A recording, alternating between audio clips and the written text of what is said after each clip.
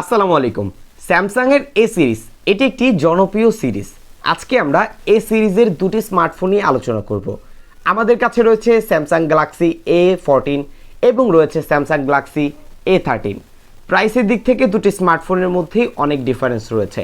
যেমন a14-এর বর্তমান প্রাইস প্রায় 22,000 টাকা এবং এটা অফার করছে 4GB র্যাম 64GB রম, এবং অপরদিকে a13 এটার বর্তমান প্রাইস 19,500 টাকা এবং এটাও অফার করছে 4GB র্যাম 64GB রম। সো ভিউয়ার্স, আজকের ভিডিওর মাধ্যমে জানাবো a13-এর তুলনায় a14 কি আপগ্রেড করেছে এবং এই মুহূর্তে কোন স্মার্টফোনটি আপনার জন্য বেটার হবে। সো কথা বাড়াতে যাচ্ছি না, আপনারা দেখছেন আপনাদের প্রিয় channel JK tech BD YouTube channel. আজকের ভিডিওটি স্পন্সর হচ্ছে বিসমিল্লাহ স্যামসাং পয়েন্ট। তাদের কাছ থেকে স্যামসাংয়ের সকল স্মার্টফোন পেয়ে যাবেন। চাইলে স্ক্রিনে দেওয়া নাম্বারটিতে কল করে সকল ইনফরমেশন জেনে নিতে পারেন এবং এই ভিডিওর ডেসক্রিপশন বক্সে তাদের সম্পর্কে সকল তথ্য দেওয়া থাকবে। ভিডিও শুরুতে আমরা আলোচনা করব এই দুটি স্মার্টফোনের ডিজাইন এবং বিল্ড কোয়ালিটি নিয়ে। বিল্ডের দিক থেকে দুটি স্মার্টফোনই প্লাস্টিক বিল্ড বা পলিকার্বনেট ফাইবারের তৈরি স্মার্টফোন। a14-এর ব্যাক প্যানেলটা পুরোপুরি ফ্ল্যাট করা হয়েছে এবং এখানে টেক্সচার ডিজাইন ইউজ করার ফলে স্মার্টফোনটিতে ফিঙ্গারপ্রিন্টের ছাপ পড়ার সম্ভাবনা নেই, তবে স্ক্র্যাচ পড়ে যেতে পারে। অবশ্যই ব্যাক কভার ইউজ করার চেষ্টা করবেন। এবং অপরদিকে a13-এর ব্যাক প্যানেলটা পুরোপুরি ফ্ল্যাট না হলেও কিছুটা কার্ভ রয়েছে, যার ফলে এটা গ্রিপিংটা বেশ ভালো পাবেন এবং এখানে গ্লসি হওয়ার ফলে স্মার্টফোনটাতে স্ক্র্যাচ পড়ার সম্ভাবনা রয়েছে এবং ফিঙ্গারপ্রিন্টের ছাপও পড়ছিল। এবং দুটি স্মার্টফোনের মধ্যে আমরা সব ধরনের পোর্টস বাটনগুলো পেয়ে যাচ্ছি। দুটি স্মার্টফোনে যেহেতু সাইড মাউন্টেড ফিঙ্গারপ্রিন্ট সেন্সর রয়েছে, দুটার অ্যাকুরেসি আমার কাছে বেশ ভালোই লেগেছে। এবং এই দুটি স্মার্টফোনের যে ফ্রন্ট প্যানেল, সেখানে দুটি স্মার্টফোনে ইউজ করা হয়েছে ইউ নচ ডিসপ্লে। হ্যাঁ, ডিজাইনের দিক থেকে এবং আউটলুকের দিক থেকে ব্যাক প্যানেলে a14 কিছুটা বেটার লাগছিল, বাট স্মার্টফোনটার থিকনেস কিছুটা বেশি, যার ফলে এটার গ্রিপিংটা a13-এর মতো এতটা বেটার পাবেন না। সো এটা ইউজ করতে গেলে আপনাকে দু হাত ইউজ করতে হবে। সো আশা করছি ডিজাইনের ক্ষেত্রে আপনার কাছে কোন স্মার্টফোনটি ভালো লেগেছে অবশ্যই কমেন্ট করে আমাদেরকে জানাবেন। ডিসপ্লের ক্ষেত্রে এই দুটি স্মার্টফোনই রয়েছে পিএলএস এলসিডি প্যানেলের ফুল এইচডি প্লাস রেজুলেশনের ডিসপ্লে এবং এই দুটি স্মার্টফোনেই আমরা 60 হার্জের রেগুলার রিফ্রেশ রেট পাচ্ছি। যদি প্রাইস অনুযায়ী বলি, এই প্রাইস পয়েন্টে 90 হার্জ আমরা আশা করি প্রতিটি স্মার্টফোন ব্র্যান্ড কিন্তু দিচ্ছে। এবং এই দুটি স্মার্টফোনে কন্টেন্ট ওয়াচিং এক্সপিরিয়েন্স আমরা কোনো প্রকার ডিফারেন্স পাইনি, শার্পনেসের কোনো ঘাটতি ছিল না এবং দুটি টাচ রেসপন্স নিয়েও কোনো ইস্যু দুটি স্মার্টফোনে পাইনি। এবং এই দুটি স্মার্টফোনের যে ডিসপ্লে কোয়ালিটি, ইনডোরে এটার ভিজিবিলিটি ঠিকঠাক রয়েছে, তবে ডিরেক্ট সানলাইটে ভিজিবিলিটি নিয়ে কিছুটা প্যারা খাবেন। এবং এই প্রাইস অনুযায়ী চিন এবং বেজেল এরিয়ার কথা বলতে গেলে a14-এর চিন এবং বেজেল এরিয়া আমার কাছে অনেক বেশি অতিরিক্ত মনে হচ্ছিল, যা এই প্রাইস পয়েন্টের মধ্যে স্বাভাবিক ছিল না। ভিউয়ার্স, এখন আমরা দেখব এই দুটি স্মার্টফোন পারফরমেন্সের ক্ষেত্রে কি স্পেসিফিকেশন আমাদেরকে অফার করছে। দেন দুটি স্মার্টফোনের মধ্যে বেসিক কিছু টেস্ট করব এবং ডাউনলোড স্পিডটিও চেক করে দেখাবো এবং ইন্টারনেট স্পিডটিও চেক করে দেখাবো। দেখব কোন স্মার্টফোনটি এগিয়ে থাকছে।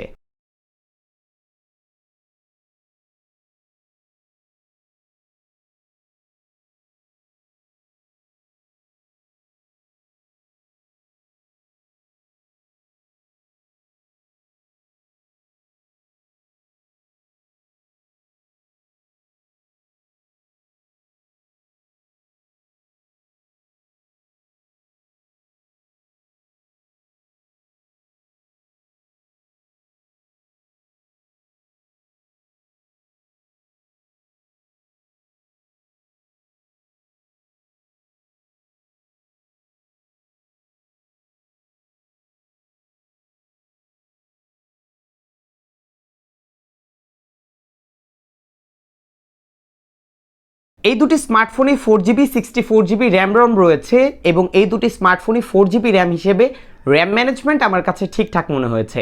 দুটি স্মার্টফোনে বেসিক লেভেলের কাজগুলো পাশাপাশি সোশ্যাল মিডিয়া ইউজও করতে পারবেন খুব ইজিলি।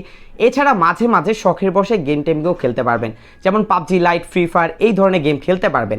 মিডিয়াম গ্রাফিক্সে তেমন কোনো প্রবলেম হবে না, বাট লং টাইম খেলতে গেলে মাঝে মাঝে কিছুটা ল্যাগ ফেস করবেন। এবং হ্যাঁ, এই দুটি স্মার্টফোনে যে প্রসেসর, সেখানে কিন্তু এক্সাইনোস 850 অফার করছিল a13 এবং মিডিয়াটেকের হিলিও Z80 অফার করছিল a14। হ্যাঁ, এটা Exynos 850 তুলনায় কিছুটা বেটার। ক্যামেরার ক্ষেত্রে এই দুটি স্মার্টফোনের মধ্যে কিছুটা ব্যতিক্রম রয়েছে, যেমন a13 আমাদেরকে অফার করছিল 4টি ক্যামেরা এবং a14 আমাদেরকে অফার করছে 3টি ক্যামেরা। দুটি স্মার্টফোনের মেইন ক্যামেরা হচ্ছে 50 মেগাপিক্সেল এবং এই দুটি স্মার্টফোনে রয়েছে 5 মেগাপিক্সেলের আলট্রা ওয়াইড লেন্স। ফ্রন্ট ক্যামেরার কথা বলতে গেলে 8 মেগাপিক্সেলের ফ্রন্ট ক্যামেরা অফার করছিল a13 এবং 13 মেগাপিক্সেলের ফ্রন্ট ক্যামেরা অফার করছিল a14 এবং এই দুটি স্মার্টফোনে যেহেতু 50 মেগাপিক্সেলের রিয়ার ক্যামেরা রয়েছে, সেই অনুযায়ী এই দুটি স্মার্টফোনের মধ্যে কিছুটা বেটার মনে হচ্ছিল a14 এর ক্যামেরা। যাই হোক, আপনারা ছবিগুলো দেখবেন এবং কমেন্ট করে আপনারা জানাবেন আপনাদের কাছে কেমন লেগেছে। যারা এখন পর্যন্ত ভিডিওতে লাইক করেনি, এখনই ভিডিওতে লাইক করে দিন, কমেন্ট করুন, সাবস্ক্রাইব না করে থাকলে অবশ্যই চ্যানেলটি সাবস্ক্রাইব করুন। ক্যামেরার কথা বলতে গেলে দুটি স্মার্টফোনের রেজাল্ট প্রাইস অনুযায়ী আমার কাছে বেশ ভালোই মনে হচ্ছে। দুটি স্মার্টফোনের ডিটেল কোয়ালিটি ঠিকঠাক মনে হয়েছে এবং এই দুটি স্মার্টফোনের colour quality, contrast ratio, dynamic range এই সব কিছু মিলিয়ে কিছুটা বেটার মনে হচ্ছিল স্যামসাং গ্যালাক্সি a14 এর ক্যামেরার রেজাল্ট। এবং এই দুটি স্মার্টফোনের যে কালার কোয়ালিটি কিছুটা ওভার স্যাচুরেট করে দিচ্ছিল স্যামসাং গ্যালাক্সি a14, বাট এটা দেখতে বেশ ভালো লাগছে। ফ্রন্ট ক্যামেরার কথা বলতে গেলে দুটি স্মার্টফোনের ফ্রন্ট ক্যামেরার মধ্যে এগিয়ে ছিল a14। এটা detail quality, age detection, dynamic range বেশ ভালোই কন্ট্রোল করতে পারছিল এবং HDR-টাও আমার কাছে বেশ ভালো লেগেছে। তবে দুটি স্মার্টফোনের যে ইনডোর কন্ডিশন সেখানেও a14 এগিয়ে ছিল।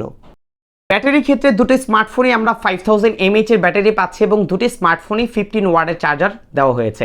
এই দুটি স্মার্টফোনের চার্জ ব্যাকআপ আমার কাছে বেশ ভালো লেগেছে। বেসিক লেভেলের ইউজে অনায়াসে দুটি স্মার্টফোনই প্রায় 1.5 দিনের মতো চার্জ ব্যাকআপ দিতে পারবে, বাট হেভি ইউজ করলেও একদিন পার করতে পারবে। এবং দুটি স্মার্টফোনে 15 ওয়াটের চার্জার দেওয়া হয়েছে, যা দিয়ে দুটি স্মার্টফোনকে চার্জ করতে প্রায় 2 ঘন্টার বেশি সময় লাগবে। এই দুটি স্মার্টফোনের যে প্রাইস পয়েন্ট, হ্যাঁ কিছুটা ডিফারেন্ট রয়েছে, তবে এই দুটি স্মার্টফোনের মধ্যে এই মুহূর্তে বেটার অপশন বা পারফরমেন্স অল ওভার সব কিছু দিয়ে এগিয়ে ছিল a14।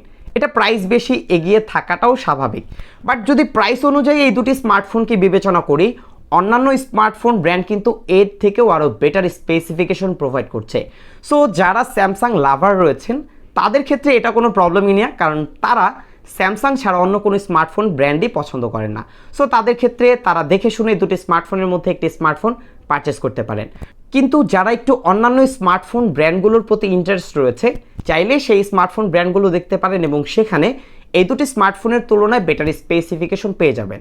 সো ভিউয়ার্স, এই ছিল আজকের ভিডিও। আশা করছি ভিডিওটির মাধ্যমে একটি বেসিক ধারণা পেয়ে গেছেন এবং এই দুটি স্মার্টফোনের মধ্যে একটি স্মার্টফোন চুজ করে আপনি চাইলে কিনতে পারবেন। বিদায় নিচ্ছি আমি জাকারিয়া হাসান পার্থ। আসসালামু আলাইকুম।